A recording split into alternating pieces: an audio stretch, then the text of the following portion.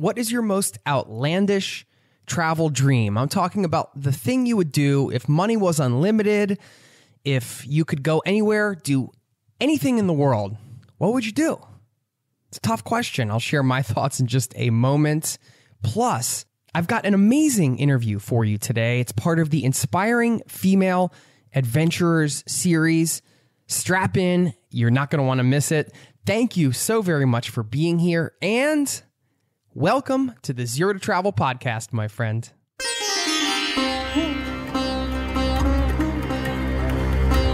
You're listening to the Zero to Travel podcast, where we explore exciting travel-based work, lifestyle, and business opportunities, helping you to achieve your wildest travel dreams. And now your host, world wanderer and travel junkie, Jason Moore. Hey there, it's Jason with ZeroToTravel.com. Welcome to the show, my friend, and thank you so very much for sharing this time here with me today.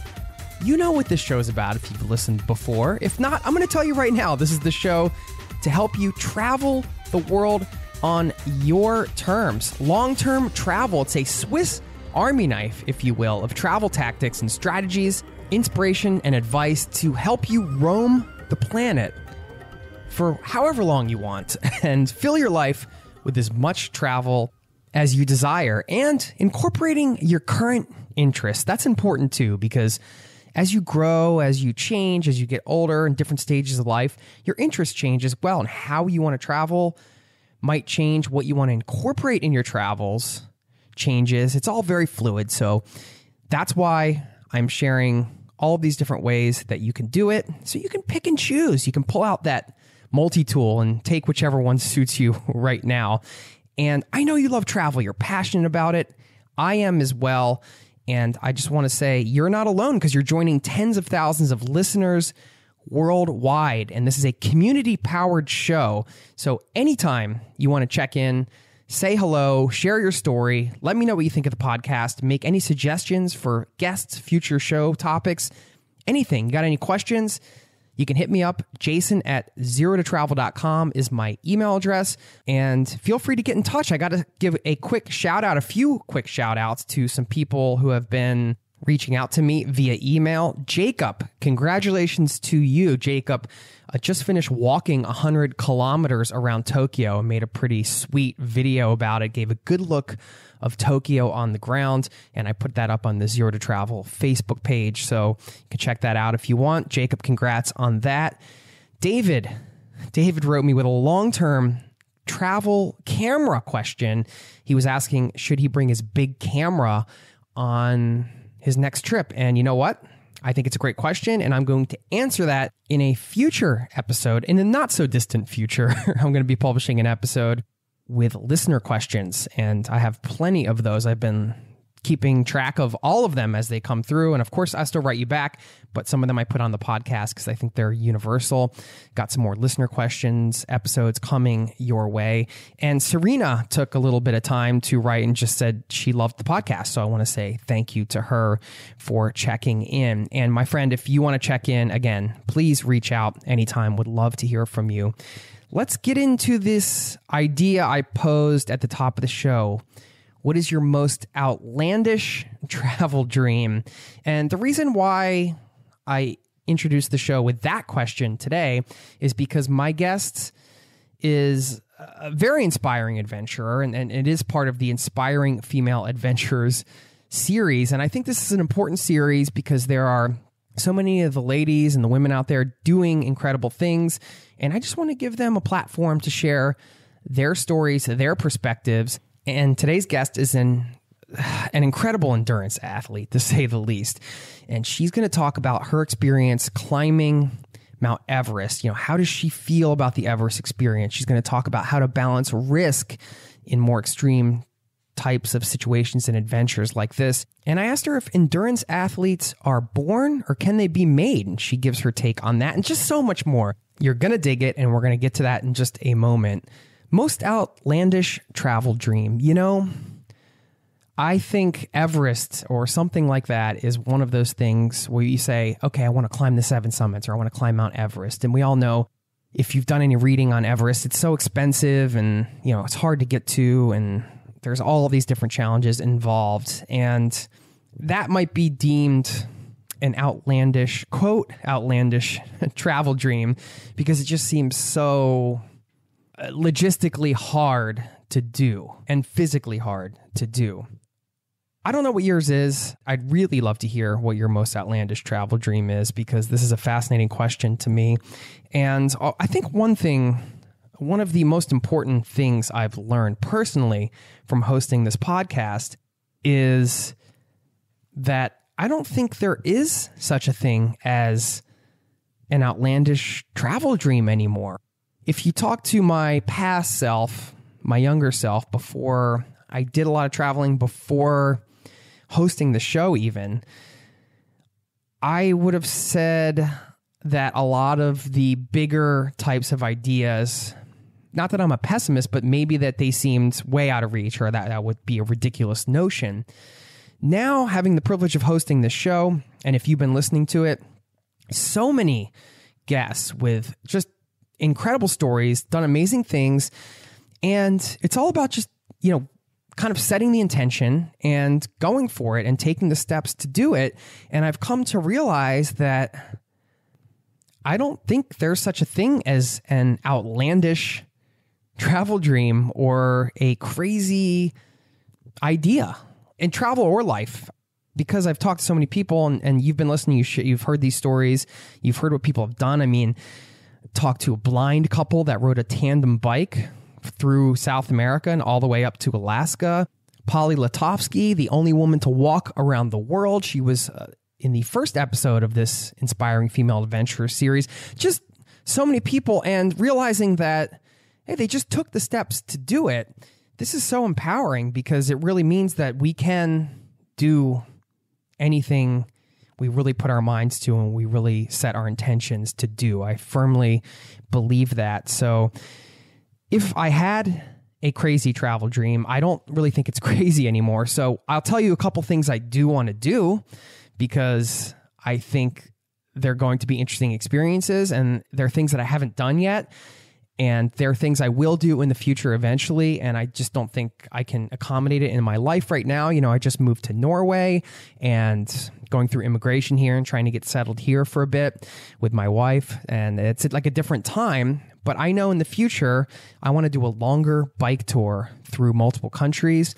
And one day I'd also like to walk across a country, whether that's north, south, or east, west. I love to walk, and the idea of walking from one border to another is fascinating to me. Way back in the archives on Zero to Travel, I did an interview with Nate Dom. He walked across America, wrote a great book about it, and I think it's like episode, I don't know, it's somewhere in the first handful of episodes. But if you go to zerototravel.com, you can search for Nate Dom, D-A-M-M, and you can hear his experience walking across America. So just thought I'd share those personal travel dreams with you. And the cool thing is, I see that they're totally possible. I realize I can't do it right now, but I'm no longer intimidated by that idea after this experience hosting the podcast, and also hearing from so many of you getting in touch and letting me know what you're up to. I mean, I just got an email from a guy, Paul, who's bike through Europe, and now he's down in South America doing it. He actually invited me to join him. And Paul, thanks for listening to the show. I wish I could make it to South America right now, but like I said, I'm here in Norway and got some paperwork processing and everything like that. So I'm actually not allowed to leave Norway right now, but I do appreciate the invite. And, I'm the type of guy I would take you up on it. I will just show up like that. You all are doing awesome things. I know there are so many people in this community doing incredible things. The guests that come on, they have stories to share. There's just a lot of good stuff going on, and it's all within the realm of possibility if you just open up your mind to it. I truly believe that. So, and by the way, this idea is not meant to diminish anything that any of my guests have done, including today's guest, who has had some spectacular athletic accomplishments. And I'm not saying that anybody can do this. I'm not suggesting that anybody can climb Everest or do some of the things that my guest today has done, and many others I've spoken with who have accomplished big things. I'm only suggesting that it's okay to dream it. It's okay to take the steps and go for it. Doesn't mean you will succeed. It doesn't mean that you will be able to do it physically or mentally, or maybe you will. I guess the point I'm trying to make is that it's cool to embrace your dreams. And if they're big, that's okay. It doesn't have to seem like such, even though it will seem like sort of everybody gets big ideas and it seems so crazy and so far off. But if you put it through this context of, hey, okay, this is the thing. Let me see what steps I would need to take to actually make this a reality. That's the one thing that has pervaded this podcast after talking to many, many guests and just learning that, hey, it's just, taking these steps and taking the actions and doing it. Again, that's no guarantee for success or failure. It's just the idea that dream big and anything is possible. That's empowering. There are my thoughts. Now, before we get into today's interview, if you haven't signed up for the email list over at zerototravel.com, I share a lot of content there that I don't publish here on the podcast. Can't put everything on the podcast, so send out some personal stories via email, some unpublished audio. Got some videos. I just finished a video today I'll be sharing with that newsletter, and building a full toolkit with all of the free tools and some of the mini audio courses I have, so you can access all of those when you sign up. So just sign up over there, zerototravel.com. Thanks for your time. Now, please enjoy this interview, and I will see you on the other side.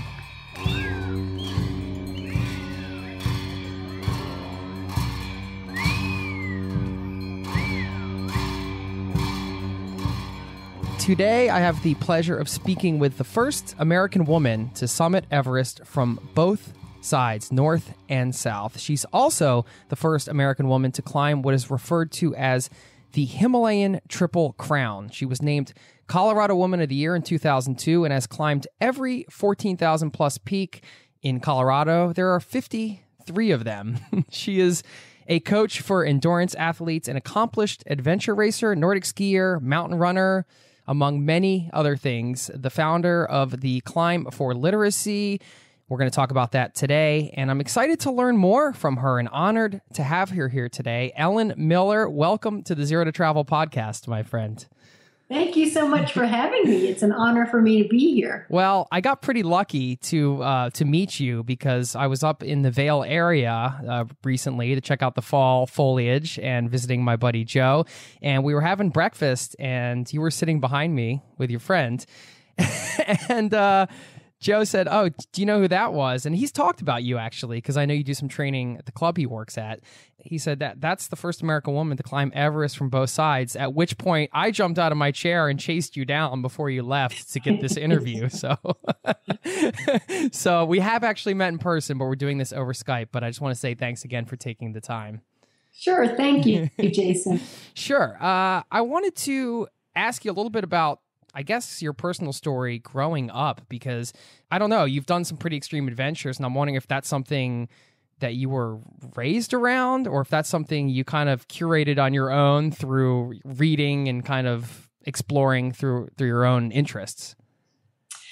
I grew up in a pretty athletic family. Both of my parents were athletes, and both of my parents really valued time outdoors. So as a younger child, I guess I was exposed to things like camping very early on, and rock climbing and outdoor sports. So I think that my love for the outdoors kind of blossomed at a very early age, because my mother was always telling me, go outside and play, go outside and play. So I can credit them, I think, for my passion for mountain climbing. I grew up in Asheville, North Carolina, which is a hip and fabulous place now. But when I grew up there, 56 years ago, it wasn't so hip and fabulous. It was kind of out in the middle of nowhere. I've been lucky to be surrounded by inspiring and active and outdoorsy people. In the 6th grade, I had a science teacher who took us rock climbing and camping a lot. And that really absolutely supported my interest in climbing bigger mountains. Yeah, was that first experience the little spark? I feel like some of these bigger dreams come with a little spark at some point during childhood. Is that something that you could point to as being a definitive sort of, hey, this is something I'd like to do a little more than just occasionally?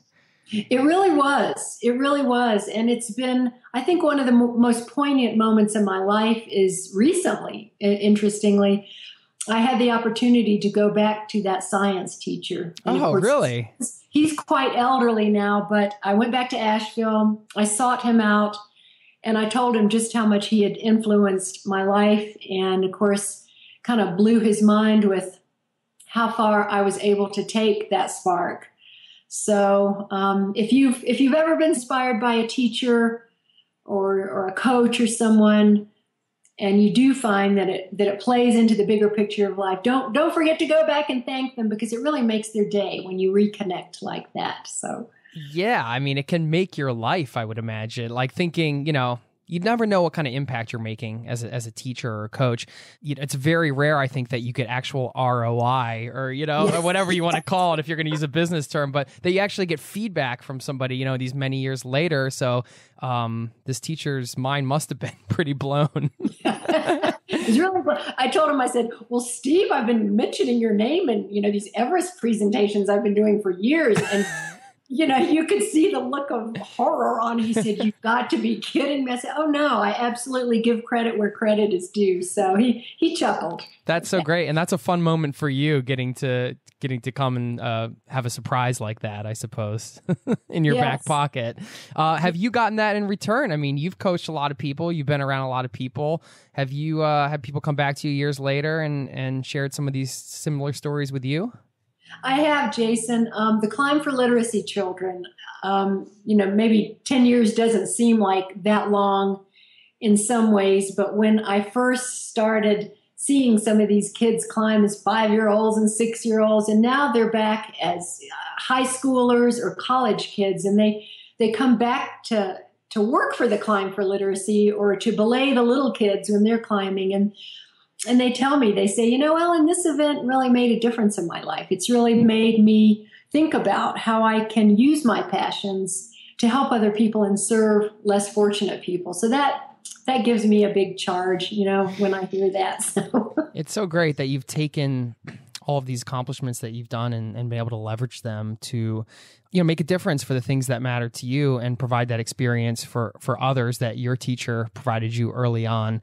And, this is the way of the world, the beautiful way of the world, when people put out goodness. And I feel like this is what keeps the good cycle going, right? It really is. And I know I'm going to sound like an old codger here when I say this, but, I think the older you get, you realize, you've kind of taken, whether it's travel or adventure or experiences, and you realize you reach a point where you think, okay, it's time to pay it forward. It's time to give it back. It's time to help elevate other people. And it was very clear to me. And for many of my climbing friends, honestly, we've had our heyday in the Himalaya. And I look at some of the very powerful work that these climbers are doing, whether it's for the environment, whether it's for kids, whether it's for Alzheimer's or whatever their cause is. They've really started to give that energy back. So it's lovely. It's a lovely cycle. Yeah. And now you're paying it forward, but I do want to go backward and talk about some of your experiences on the mountain. It's not very often I get to talk to somebody that's climbed Mount Everest, let alone from both sides, and the first American woman to do so. So this is truly is an honor. I read that you did one of these climbs, or maybe both of them, after hip replacement surgery. Is that correct? Well, I climbed Everest before the hip replacements. Okay. But I blew out my hips from this running and activity, and I got my new hips, and I climbed 2 8,000-meter peaks after the hips. Lhotse, which is the 4th highest mountain in the world, and Manaslu, which is the 8th highest mountain in the world. So I did a trekking trip through the Manaslu region. Oh, cool. Last year. Yeah, it's so beautiful. And it's incredible. That mountain is intimidating. And I was looking at it, I was like, how do people get up there? And now I'm talking to somebody who's actually been to the top. It's really incredible. Focusing on Mount Everest, when did your, I guess, fascination with that mountain start to be born inside? Was it something you read, or, and when did you actually start taking logistical steps to begin the process of saying, hey, I can actually make this a reality? Well, I'm one of the kind of the old-fashioned climbers. It took me years and years and years. It took me 20 years from the time I really started mountaineering to get to Mount Everest. And these days, unfortunately, people just say, oh, I want to go climb Mount Everest. And they think they can do that within the span of a year. And it's really tough. I started out climbing mountains. Well, gosh, I started out with the Colorado 14ers in Mexico and South America and Alaska, and really got about 20 years, 15 to 20 years of experience before I ever went to the Himalaya. I climbed an 8,000 meter peak before I went to Everest. And I encourage people to really invest the time in that, in getting that experience before they do go to Everest or even to go climb an 8,000 meter peak, because it makes the experience much more enjoyable. When you have rope skills and you have climbing skills and you understand your gear thoroughly and you work well with your teammates, it just tends to make the big climbs more fun. If people head off to these big peaks without enough experience, they're gripped. They're fearful for their lives. They may or may not succeed, but it's definitely a different kind of experience. I'm sure you also come to the mountain with a level of confidence that you wouldn't have if you didn't have all of the back end experience.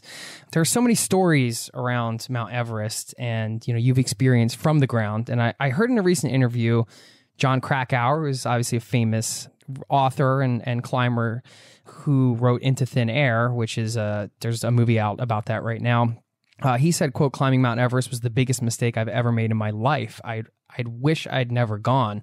Certainly, I think there are underplayed things that it might be involved where you can look at it through the rose-tinted glasses, I suppose, and you could also look at it in the other way where, you might be seeing bodies along the way and different things like that. Can you share a little bit of what it was like to, I guess, sort of have the dream and then begin tackling it and maybe come across some of these things that might be a little bit of the darker elements or more challenging elements of the climb? I think for me, I can honestly say that climbing Mount Everest has given me the best days of my life. I certainly understand where Mr. Krakauer is coming from, because what has happened in his life since he was on Everest and wrote about it has been very impactful in his situation, and I really respect that. But for me, it was a dream come true, and it was a lot of hard work. It was a huge time and energy and money investment. I can honestly say that mountain and its sister mountains that are right with it, Lhotse and Nuptse, which I've also climbed, that amphitheater has by far given me the best days and best times of my life, some of the deepest friendships that I'll probably ever experience. And I think when you are so focused on one dream for so long, and you actually focus on every moment leading up to that summit, it's magical, and you just feel like it's a big blessing. I remember my last few steps, before the summit, I remember thinking to myself, this is a culmination of every one of those times I climbed a different peak, or every one of those trail runs, or every time I had a ice climbing session or a gym session. It was a culmination of everything I had invested over 5 years. And so it was particularly meaningful. I did see dead bodies. One of them was that of an American woman who had made an attempt on the north side of Everest.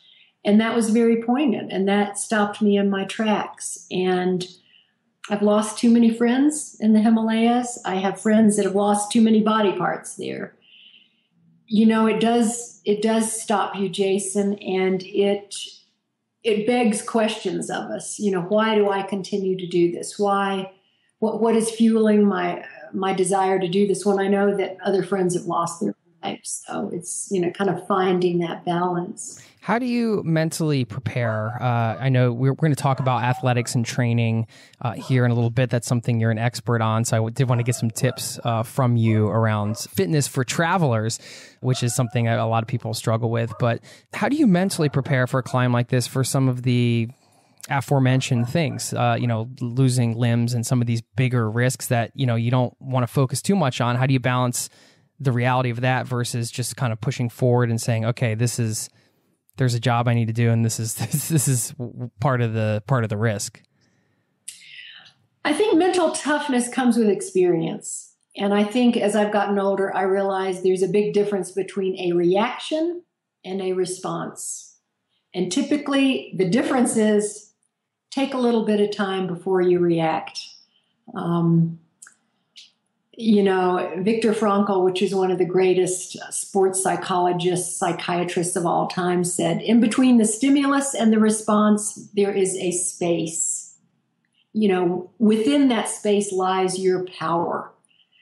And so what he's talking about is if you receive the email that kind of irritates you and pisses you off, rather than sitting down and firing back another nasty email to that person, take the space. The space can be 2 minutes, it can be 2 hours, hell, it can be 2 weeks, but take the space to really think about how you want to respond to that situation that is either scaring you or aggravating you or, irritating you. And I found that in climbing, it's the same way. Oftentimes we don't have the space. And like if there's a rock fall or avalanche, obviously we have to make a decision and move quickly. But I think a lot of times mental toughness is just the ability to look at a situation, step back, analyze it, and say, okay, how am I going to respond to this? Do I retreat or do I carry on? And that has served me very well with mental toughness. I love what you just shared, and I think space is an underutilized tactic in anything in life, right? I mean, I do find in my personal life, and I get this a lot when I'm hiking, and I don't do the extreme mountain climbing that you do, Ellen, but, even just on a longer hike, I mean, you have space to think, and I find that the more space you give yourself, the more things seem to flood in, and the right things, whether they're ideas or inspiration. It's a strange sort of thing when you think about it, because when you're really focusing, a lot of times those things wouldn't come, and we feel like we got to be productive a lot. Meanwhile, it's the long walks in the space that actually generate the most value, I think, in many ways. So, I know there's somebody listening that's got Everest on the brain. In this day and age, go do it. You're voting yes. I mean, if in this day and age, what would be your advice to somebody that wants to climb it, practically speaking? And, I know there are a lot of costs involved, but then those can be offset with sponsorship, and we can go into the whole training thing, and that's a whole other thing. But just getting started, just taking that first step, if you will, what would be your advice to somebody? Make the commitment. If you want to climb Everest, get serious and make the commitment and realize it's not going to be a quick and easy process, but write the dream down, start doing your research, start doing your homework, start talking to other climbers, get your gear ready, get your body in top form, do the hard training, get your butt up on those mountains on the windy and cold days. Go ice climbing, really do the homework. Look, set yourself up to succeed. You're going to invest a lot of time and money in this. It cannot be a half-assed effort. I always tell my athletes, a half-assed effort yields half-assed results. And you don't want to be going to Everest and not getting to the summit. It's just too expensive. So really, look into whether you're being guided or an operator whose trip you want to be on or friends that you want to climb with. I mean, really take it seriously. In other words, give the mountain the respect and the reverence that it deserves. Everest doesn't want to be climbed quickly and easily and with disrespect. It's interesting, Jason. Sometimes some of us sense that that mountain has its own energy. And boy, the mountain kind of lays us bare. And the Sherpa people, who of course live in Tibet and in the Khumbu region of Mount Everest, have so much respect for the mountain. It's a very sacred place for them. It's the home of the gods, right? And so I encourage any Westerner that dreams of going there, take that into account and try and respect the ritual that is around. It's Tibetan Buddhism is the way of life there, but take that seriously, because I've seen a lot of Westerners go there with kind of an arrogance, maybe more of a Western mentality of, I'm going to conquer the mountain, you know? Yeah, it's a lot of type A personalities that are climbing Mount Everest, let's face it. So, yeah, and things can go wrong very quickly, and when things go wrong that high, it can be it can be lethal. So, how would you describe the energy of the mountain? For me, whenever I've been around Everest, whether it was for Everest, Lhotse, Nuptse, whatever, I kind of put myself in the headspace of, this is the home of the gods. This is, my friends that are Sherpas, this is the home of their mountain gods. So I go there with a deep sense of reverence and kind of tune out the media and the circus and all of the, kind of that bravado of all of these climbers that are going there to prove something. I kind of really get into my own headspace and hang out with the Sherpas a lot, honestly. One of my climbing partners, Nima Sherpa, I would rather sit by the burning juniper and listen to him chant than I would be interviewed by a journalist, an American journalist at Everest Base Camp, for example. I mean, I really like the way of life there. I really like I say, respecting the mountain and its rituals. And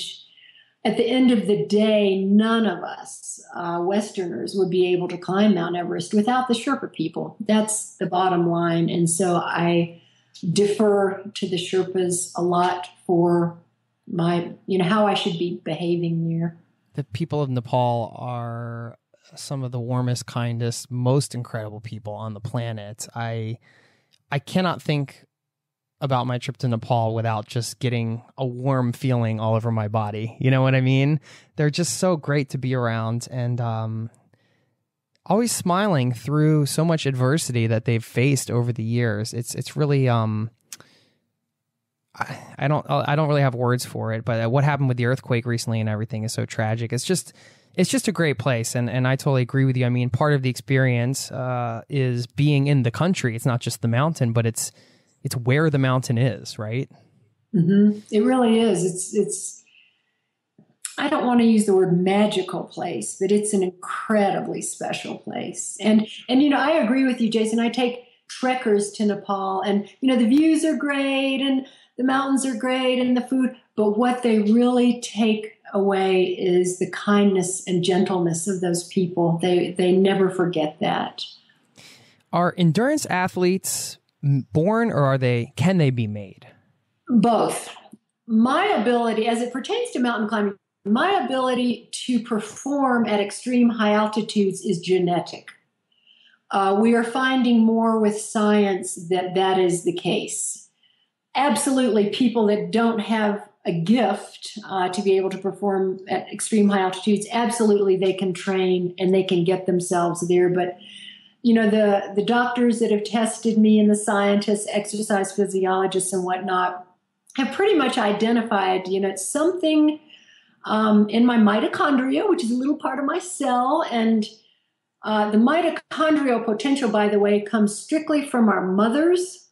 So all of you athletes out there that are listening to this that do have a lot of this maybe genetic gifts for athleticism, and mine is for extreme high altitude, go thank your mothers. Go thank your mothers, because it comes directly from the mother. And I find that interesting, because when I told my mom that, I said, hey, Mom, I want to, my poor mother was laying in the hospice, on the last few days of her life. I said, Mom, I really need to tell you something serious. I want to thank you so much for this genetic gift of being able to perform at extreme high altitudes.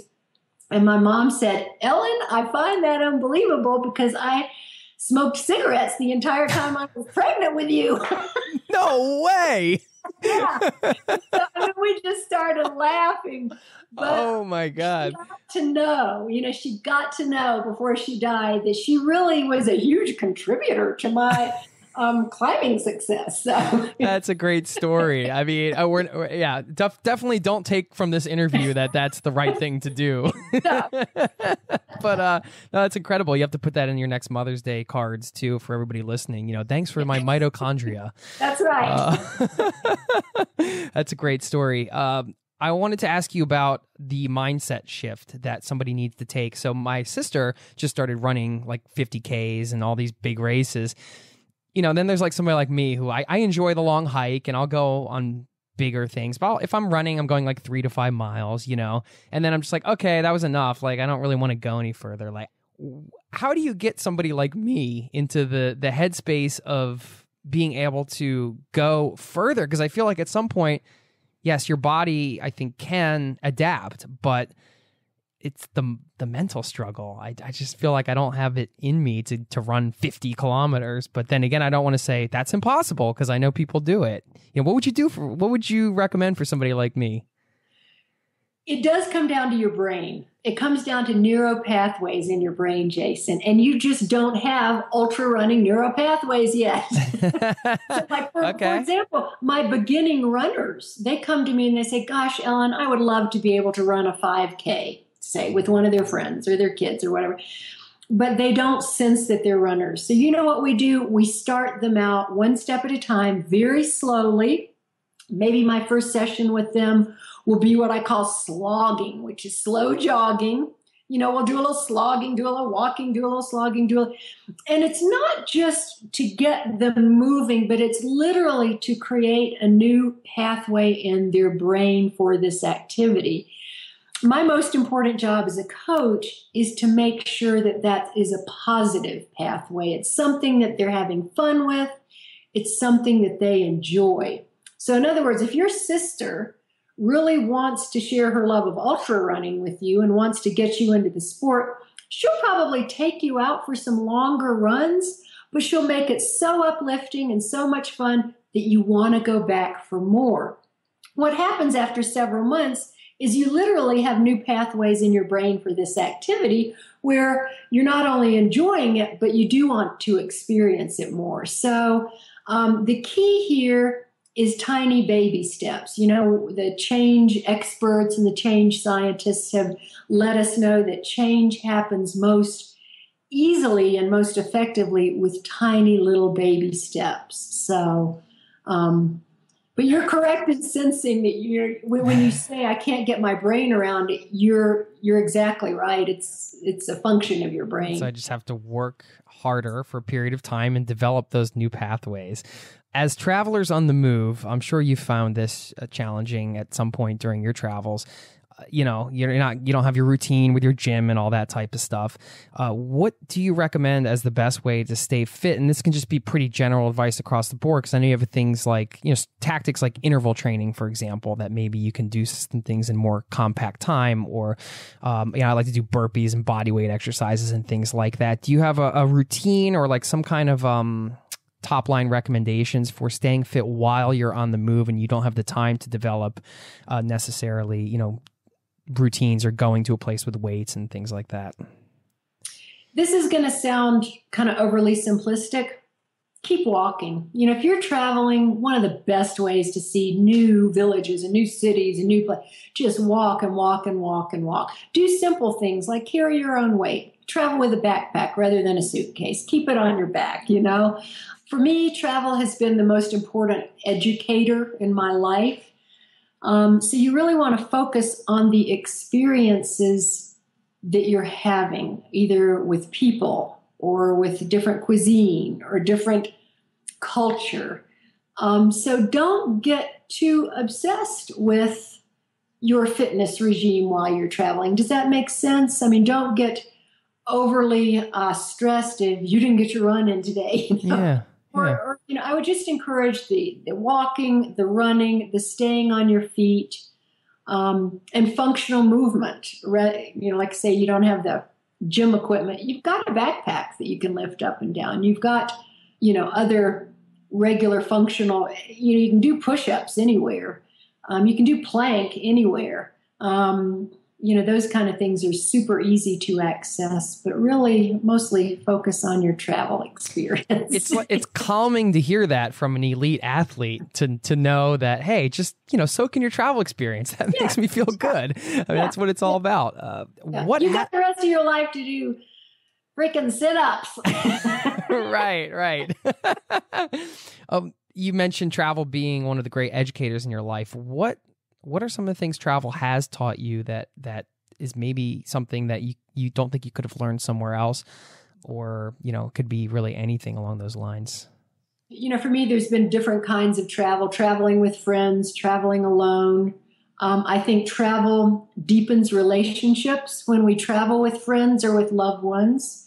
I think when we travel alone, it deepens the relationship we have with ourselves. And I want to encourage other women to travel alone, because I think, for example, going to Nepal, if there's a woman out there who really would love to go to Nepal is very safe.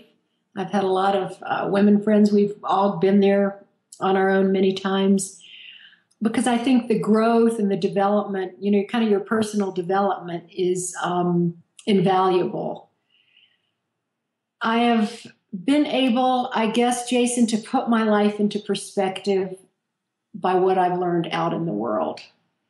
And I wish more Americans would get a passport and get the hell out of this country and see the way that the rest of the world is living, because I think they would come back here and really tone down a lot of the whining and a lot of the complaining and a lot of the pettiness of anxieties that we have here. Once you've seen villagers in the Monosulu region and you see how they live and you see how cheerful they are with, hardly anything, it really, it is impactful, and it's important. It's important for us to understand how other cultures are living in the world. Yeah, it means a lot to hear your perspective and encouraging the females that maybe want to travel to get out there and do it. And you've found in your experience over many years of traveling that the world is a safe place overall. I mean, it's not something that should deter you being a solo traveling female. Correct. Even to, what's interesting is even to places that, we think of Afghanistan or Pakistan as being, I have women friends there that work there, they travel there, they are deeply invested in those countries, they love those countries and those people. It's pretty amazing these days where you can go and what you can do. That's great. And before we let you go, I wanted to ask you about the Climb for Literacy, because I know you have an event coming up and you live in Vail, Colorado. So if anybody's out there and wants to train with Ellen, you can actually do some one-on-one type of training with her. I'm sure you have other things that you can do, but I know my buddy Joe always raves about the workouts you guys have gone out on with the groups, and she said it's tough to keep up. But you want to share a little bit about kind of what you got going on here coming up with this charity event? Well, it's called the Climb for Literacy. It's through the Vail Athletic Club climbing team or Vail Vitality Center, and that's kind of my home base here in Vail. So if anyone comes to Vail, look me up. And it is basically from my blessings, from climbing. It's passing those on to younger people and trying to encourage them to use their passion of climbing to serve other people or to help children less fortunate. So what we do is we climb on the indoor climbing wall, and the kids raise money for each vertical foot they climb. And we raise money for an organization here called the Literacy Project, which serves lower income families and low income kids and kids that struggle learning to read. That's just been a great thing in our community and a great thing for these young climbers. So I love sharing my passion of climbing and my passion of literacy and my passion of helping other people. I love your message. I love what you're doing. I love your personality. I've had a blast chatting with you today. Before I let you go, I have to ask you, are you retired from climbing, or kind of what's next for you? Any other secret adventures we should know about, or? Well, I'll always climb mountains. So I'm never going to say I'm retired from climbing, because I'll never be retired from climbing. I think I have come to terms with the fact that, my life above 20,000 feet, 25,000 feet, is probably better for the younger athletes now. I kind of hide behind this excuse that I made up. I think that part of being a good climber is knowing when to stop. I think it is. I've lost a lot of friends that have kind of kept on pushing. And so I don't know, Jason, I'm pretty spontaneous. So if someone came and gave me a wad of money and said, hey, do you want to go back and climb Mount Everest again? You know what? If the timing was right, I'd probably go. So just throwing it out there. Yeah, never say never. Well, I hope next time I roll through Colorado, maybe we can take a hike or a run together, and I'll be chasing you from behind, trying to find that new neural pathway. What you've accomplished is incredible, and also you've taken your experiences and you're doing so much good with them, and it is really inspiring, and I truly appreciate what you're doing right now, and just you coming here and sharing your story with everybody. It certainly inspired me in many ways. I know people that are listening I know they're fired up right now, because this is what it's all about. So it's great to hear your perspectives, and thank you again for your time, and hope we can stay in touch. Yes, we can. Thank you so much, Jason. Take care.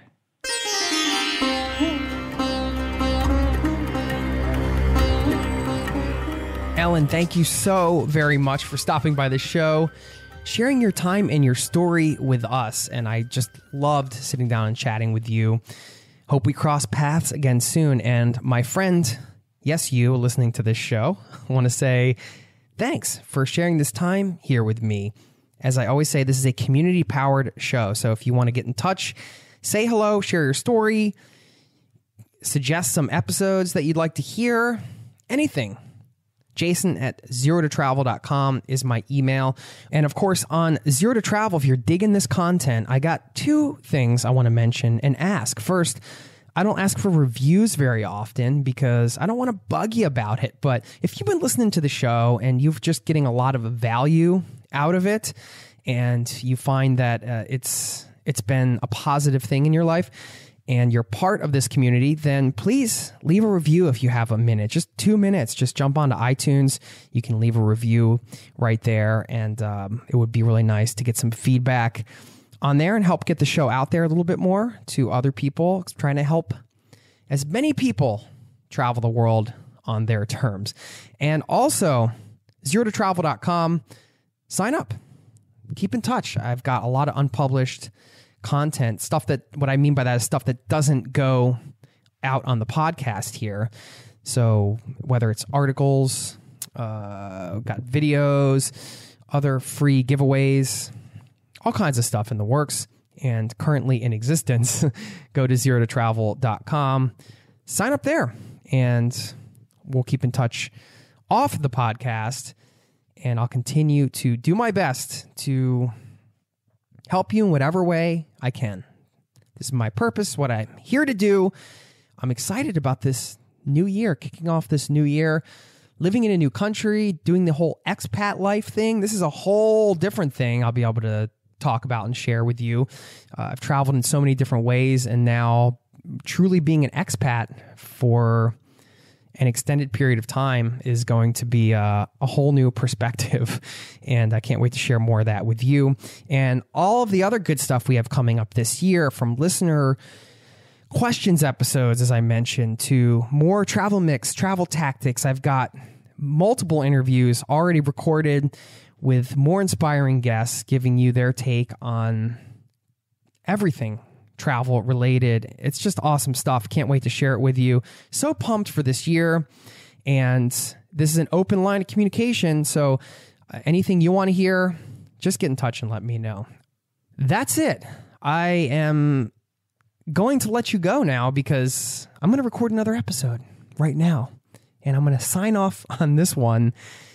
And you know what? It's cold in Norway. I haven't seen the sun in days. So, yeah, it could get me a little bummed out. But I'm using this weather as good indoor weather to get some good work done on this podcast for you, my friend. So I'm going to go at it again. And I'm going to sign off here. Have a wonderful day. Smile. Take a chance today. If not now, then when? I'll talk to you soon. Take care. This podcast has been brought to you by ZeroToTravel.com. Ideas and advice to make your travel dreams a reality.